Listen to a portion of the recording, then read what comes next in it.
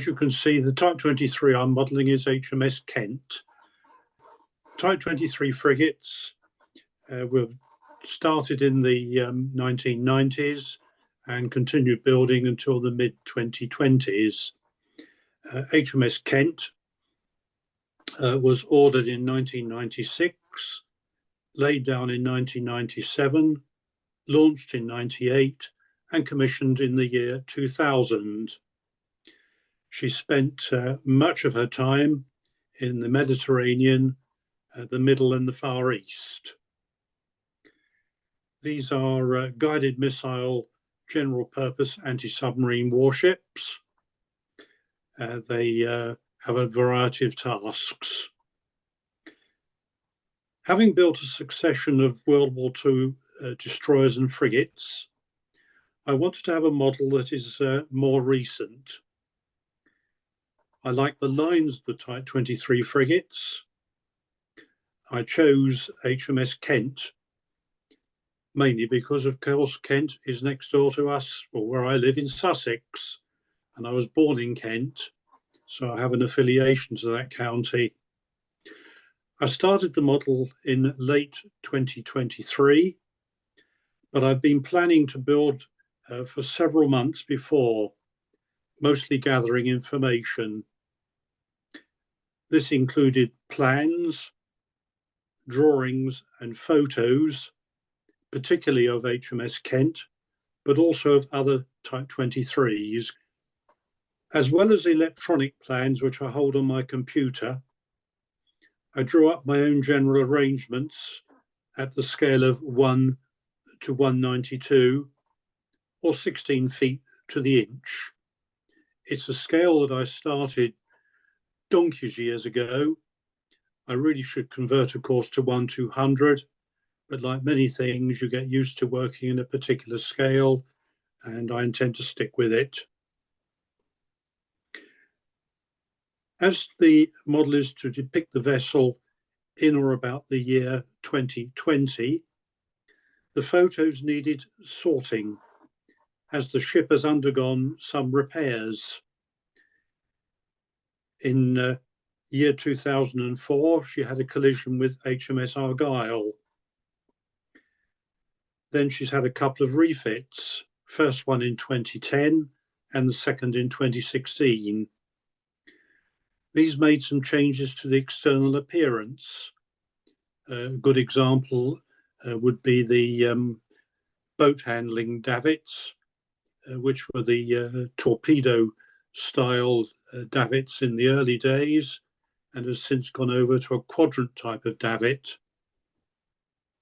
I made a start on the model using 40 thou plastic hard sheet and mark out the waterline profile, and to ensure both halves, port and starboard, either side of the centre line match, I first drew one half on tracing paper and cut that to shape.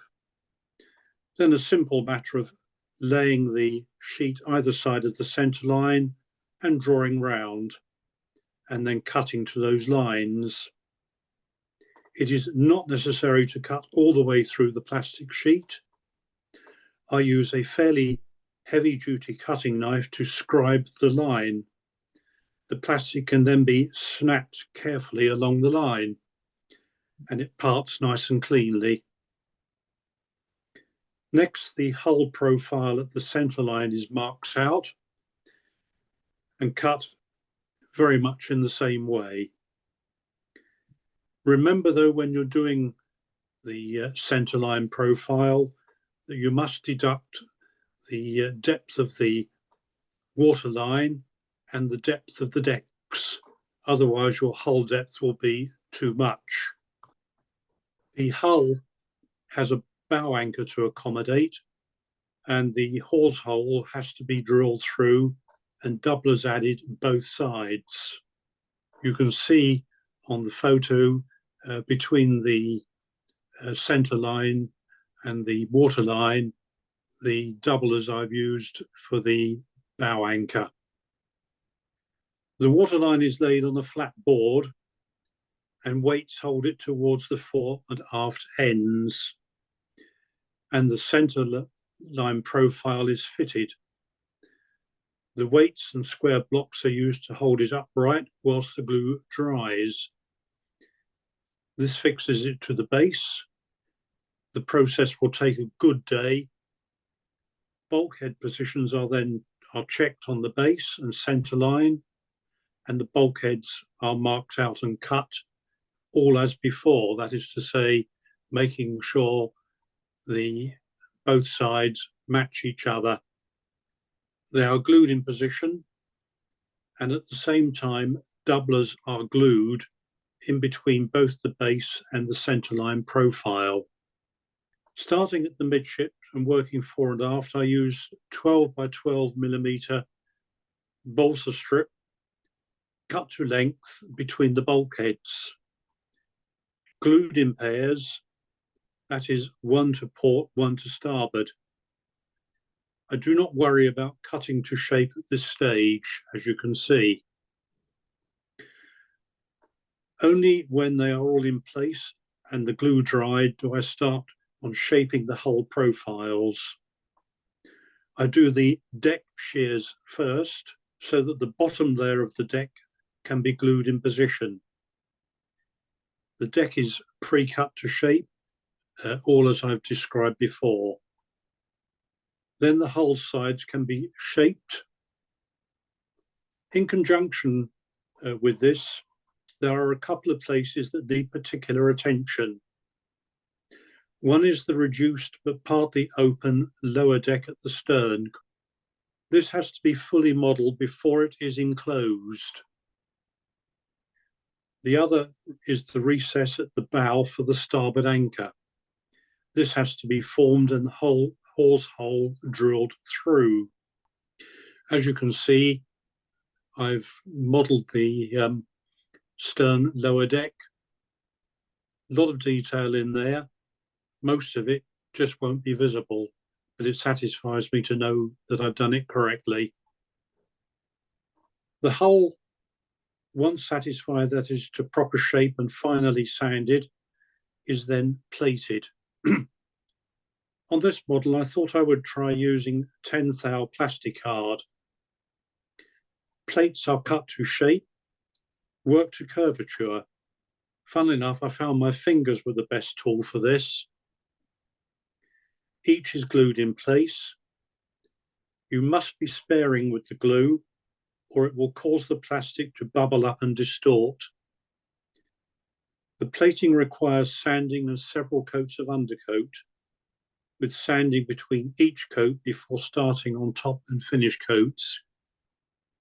As you can see, I've started adding deck houses, and I apologise for the poor quality of the photo, but you hopefully can see the plating in place. This is a good point to start making the base of the model we fixed to. I use MDF as I find it stays in shape. Draw a centre line on the base and mark and drill screw holes. Set the model to the required position on the base, and using a suitable marking device, mark out the screw holes on the underside of the model, then carefully drill those out. Now you can see how I do my C.